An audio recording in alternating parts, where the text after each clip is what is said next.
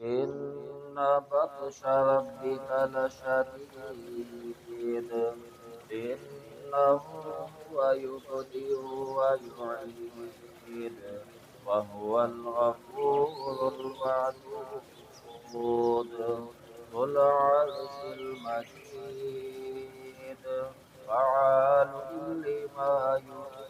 يريد هل أتاك حديث الجنود فرعون وثمود